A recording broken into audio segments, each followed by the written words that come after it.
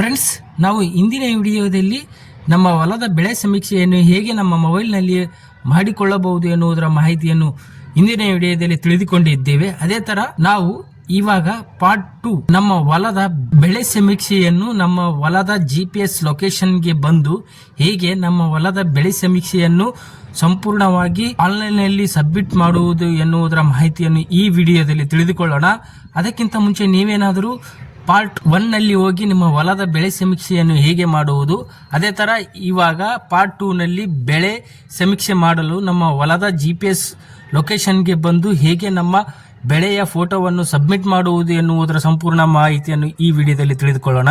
Friends, ನೋಡಬಹುದು ನಾವು ನಮ್ಮ ಸರ್ವೆ ನಂಬರ್ ಅನ್ನು ಸೆಲೆಕ್ಟ್ ಮಾಡಿದ ಮೇಲೆ ನೆಕ್ಸ್ಟ್ ಸ್ಕ್ರೀನ್ ಬರುತ್ತೆ. ನೋಡಬಹುದು ಫ್ರೆಂಡ್ಸ್, ಇಲ್ಲಿ ನಾವು ಇಂದಿನ ವಿಡಿಯೋದಲ್ಲಿ ಇಲ್ಲಿವರೆಗೆ ಬಂದಿದ್ದೇವೆ. GPS ಲೊಕೇಶನ್ಗೆ ಹೋಗಿ ನಿಮ್ಮ ಬೆಳೆ ಸಮೀಕ್ಷೆಯನ್ನು ಸಂಪೂರ್ಣಗೊಳಿಸಿ ಅಂತ ಬಂದಿತ್ತು. ಅದೇ ತರ ನೋಡಬಹುದು ಫ್ರೆಂಡ್ಸ್, ನಾವೀಗ ಸಮೀಕ್ಷೆಗೆ ಬಂದಿದ್ದೇವೆ. ಅದೇ ತರ ಅಲ್ಲಿ ಸಮೀಕ್ಷೆಯನ್ನು ಸೆಲೆಕ್ಟ್ ಮಾಡಿದ ಮೇಲೆ ನೋಡಬಹುದು ಫ್ರೆಂಡ್ಸ್, ನೆಕ್ಸ್ಟ್ ಆಪ್ಷನ್ಸ್ ರೈತರ ಜಮೀನಿನಲ್ಲಿ ವ್ಯವಸಾಯಕ್ಕೆ ಬಳಕೆಯಾಗದ ಪ್ರದೇಶವಿದೆ ಅಂತ ಕೇಳ್ತಾ ಇದೆ. ಇದ್ರೆ ಇದೆ ಅಂತ ಸೆಲೆಕ್ಟ್ ಮಾಡಿ, ಇಲ್ಲ ಅಂದ್ರೆ ಇಲ್ಲ ಅಂತ ಸೆಲೆಕ್ಟ್ ಮಾಡಬೇಕು. ಅದೇ ತರ ಈ ತಾಕಿನಲ್ಲಿ ಪಾಳು ಪ್ರದೇಶ ಇದೆಯೇ ಅಥವಾ ಖಾಲಿ ಇರುವ ಪ್ರದೇಶ ಇದೆಯೇ ಅಂತ ಕೇಳ್ತಾ ಇದೆ. ಅದೇ ತರ ಇದೆ ಅಂತ ಇದ್ರೆ ಹೌದು ಅಂತ ಸೆಲೆಕ್ಟ್ ಮಾಡಿ, ಇಲ್ಲ ಅಂದ್ರೆ ಇಲ್ಲ ಅಂತ ಸೆಲೆಕ್ಟ್ ಮಾಡಬಹುದು. ಅದೇ ತರ ನೋಡಬಹುದು ಫ್ರೆಂಡ್ಸ್, ನಾನು ಸೆಲೆಕ್ಟ್ ಮಾಡಿದ್ದೇನೆ. ನೆಕ್ಸ್ಟ್ ನೋಡಬಹುದು ಫ್ರೆಂಡ್ಸ್, ನಾವಿವಾಗ ನಮ್ಮ ಹೊಲದ ಬೆಳೆ ಹಾಕ್ಬೇಕಾಗುತ್ತೆ. ನೋಡುವ ಫ್ರೆಂಡ್ಸ್, ಇಲ್ಲಿ ರೈತರಿಗೆ ಪ್ರಾಬ್ಲಮ್ ಇಲ್ಲೇ ಬರುತ್ತೆ. ಬೆಳೆಯ ವಿವರ ಇಲ್ಲಿ ಈ ತರ ಹಾಕ್ಬೇಕಾಗುತ್ತೆ. ನೋಡುವ ಫ್ರೆಂಡ್ಸ್, ಇಲ್ಲಿ ನಾನು ಭತ್ತ ಬೆಳೆದ್ರಿಂದ ಈ ತರ ಬೆಳೆಯ ಹೆಸರು ಹಾಕ್ಬೇಕಾಗುತ್ತೆ. ನೋಡುವ ಫ್ರೆಂಡ್ಸ್, ಇಲ್ಲಿ ಪ್ಯಾಡಿ H27 ಹಾಕಬೇಕಾಗುತ್ತೆ. ಅದೇ ತರ ಇಲ್ಲಿ ಯಾವ ಬೆಳೆ, ಶುದ್ಧ ಬೆಳೆನೋ ಅಥವಾ ಮಿಶ್ರ ಬೆಳೆನೋ ಸೆಲೆಕ್ಟ್ ಮಾಡಬೇಕಾಗುತ್ತೆ. ಅದೇ ತರ ನೋಡುವ ಫ್ರೆಂಡ್ಸ್, ಇಲ್ಲಿ ಬಿತ್ತನೆ ಸಮಯ, ಯಾವ ಸಮಯದಲ್ಲಿ ನೀವು ಬೆಳೆ ಬಿತ್ತಿದ್ದೀರಿ ಎಂದು ಹಾಕಬೇಕಾಗುತ್ತೆ. ಯಾವ ವರ್ಷ, ಯಾವ ತಿಂಗಳು, ಯಾವ ವಾರದಲ್ಲಿ ಹಾಕಿದ್ದೀರಿ ಎನ್ನುವುದರ ಮಾಹಿತಿ ಇಲ್ಲಿ ಹಾಕಬೇಕಾಗುತ್ತೆ. ಅದೇ ತರ ನೋಡುವ ಫ್ರೆಂಡ್ಸ್, ಇಲ್ಲಿ ನೀರಾವರಿಯ ಮಳೆ ಆಶ್ರಿತನ ಸೆಲೆಕ್ಟ್ ಮಾಡಬೇಕಾಗುತ್ತೆ. ಅದೇ ತರ ನೀರಾವರಿ ಇದ್ರೆ ನೀರಾವರಿಯ ಮೂಲ ಹಾಕಬೇಕಾಗುತ್ತೆ.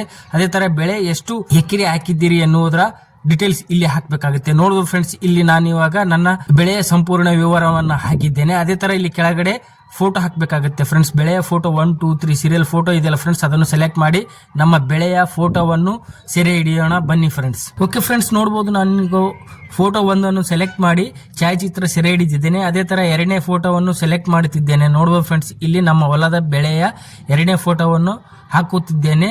ಅದೇ ತರ ನೋಡಬಹುದು ಫ್ರೆಂಡ್ಸ್, ಇಲ್ಲಿ ನಮ್ಮ ಬೆಳೆಯ ಎರಡನೇ ಫೋಟೋವನ್ನು ಹಾಕಿದ್ದೇನೆ. ಅದೇ ತರ ಇಲ್ಲಿ ಮೂರನೇ ಫೋಟೋವನ್ನು ಹಾಕಬೇಕಾಗುತ್ತೆ. ನೋಡಬಹುದು ಫ್ರೆಂಡ್ಸ್, ಇಲ್ಲಿ ಒಟ್ಟು 3 ಫೋಟೋಗಳನ್ನು ಹಾಕಬೇಕಾಗುತ್ತೆ. ಅದೇ ತರ ನೋಡಬಹುದು ಫ್ರೆಂಡ್ಸ್, ಇಲ್ಲಿ ನನ್ನ ಬೆಳೆಯ ಮೂರನೇ ಫೋಟೋವನ್ನು ನಾನು ಅಪ್ಲೋಡ್ ಮಾಡುತ್ತಿದ್ದೇನೆ. ನೋಡಬಹುದು ಫ್ರೆಂಡ್ಸ್, ಇಲ್ಲಿ ಛಾಯಾಚಿತ್ರ ಸೆರೆ ಹಿಡಿಯಲಾಗಿದೆ. ಅದೇ ತರ ಇಲ್ಲಿ ಕನ್ಫರ್ಮ್ ಕೊಡಬೇಕಾಗುತ್ತೆ. ನೋಡಬಹುದು ಫ್ರೆಂಡ್ಸ್, ಇಲ್ಲಿ ಕನ್ಫರ್ಮ್ ಕೊಟ್ಟ ಮೇಲೆ ನೋಡಬಹುದು ಫ್ರೆಂಡ್ಸ್, ಇಲ್ಲಿ 3 ಫೋಟೋಗಳು ಗ್ರೀನ್ ಆಗಿ ಬಂತು. ನೋಡಬಹುದು ಫ್ರೆಂಡ್ಸ್, ಇದೇ ರೀತಿಯಾಗಿ ನಿಮ್ಮ ಹೊಲದ ಬೆಳೆಯ ಮಾಹಿತಿ ಇಲ್ಲಿ ಹಾಕಬೇಕಾಗುತ್ತೆ. ಅದೇ ತರ ಇಲ್ಲಿ ಕೆಳಗಡೆ ಮಾಹಿತಿ ಸೇರಿಸಿ ಅಂತಿದ್ರೆ ಫ್ರೆಂಡ್ಸ್, ಅದನ್ನು ಕೊಡಬೇಕಾಗುತ್ತೆ. ಕೊಟ್ಟ ಮೇಲೆ ನೋಡಬಹುದು ಫ್ರೆಂಡ್ಸ್, ಇಲ್ಲಿ ವಿವರ ಉಳಿಸಿ ಅಂತ ಕೊಟ್ಟ ಮೇಲೆ ನಿಮ್ಮ ಹೊಲದ ಬೆಳೆ ಸಮೀಕ್ಷೆ ಸಂಪೂರ್ಣವಾಗಿ ನಿಮ್ಮ ಮೊಬೈಲ್ನಲ್ಲಿಯೇ ಸಬ್ಮಿಟ್ ಆಗುತ್ತೆ ಫ್ರೆಂಡ್ಸ್. ಓಕೆ ಫ್ರೆಂಡ್ಸ್, ನೋಡಬಹುದು ಇವಾಗ ಇದೇ ರೀತಿಯಾಗಿ ನೀವು ಕೂಡ ನಿಮ್ಮ ಮೊಬೈಲ್ನಲ್ಲಿಯೇ ನಿಮ್ಮ ಹೊಲದ ಬೆಳೆ ಸಮೀಕ್ಷೆಯನ್ನು ಸಂಪೂರ್ಣವಾಗಿ ನಿಮ್ಮ ಮೊಬೈಲ್ನಲ್ಲಿಯೇ ಸಬ್ಮಿಟ್ ಮಾಡಬಹುದು ಫ್ರೆಂಡ್ಸ್. ಓಕೆ ಫ್ರೆಂಡ್ಸ್, ಮುಂದಿನ ವಿಡಿಯೋದಲ್ಲಿ ನಾವು ನಮ್ಮ ಬೆಳೆ ಸಮೀಕ್ಷೆಯ ಸಬ್ಮಿಟ್ ಆಗಿದೆಯೋ ಸಂಪೂರ್ಣವಾದ ಮಾಹಿತಿಯನ್ನು ಹೇಗೆ ನಮ್ಮ ಮೊಬೈಲ್ನಲ್ಲಿ ಚೆಕ್ ಮಾಡಿಕೊಳ್ಳಬಹುದು ಎಂದು ತಿಳಿದುಕೊಳ್ಳೋಣ ಅಂತ ಹೇಳುತ್ತಾ, ನಿಮಗೆ ಈ ವಿಡಿಯೋ ಇಷ್ಟ ಆದರೆ ವಿಡಿಯೋನ ಲೈಕ್ ಮಾಡಿ, ಶೇರ್ ಮಾಡಿ ಮತ್ತು ನನ್ನ ಚಾನಲ್ ಅನ್ನು ಸಬ್ಸ್ಕ್ರೈಬ್ ಮಾಡ್ಕೊಳ್ಳಿ ಅಂತ ಹೇಳುತ್ತಾ ಧನ್ಯವಾದಗಳು ಫ್ರೆಂಡ್ಸ್.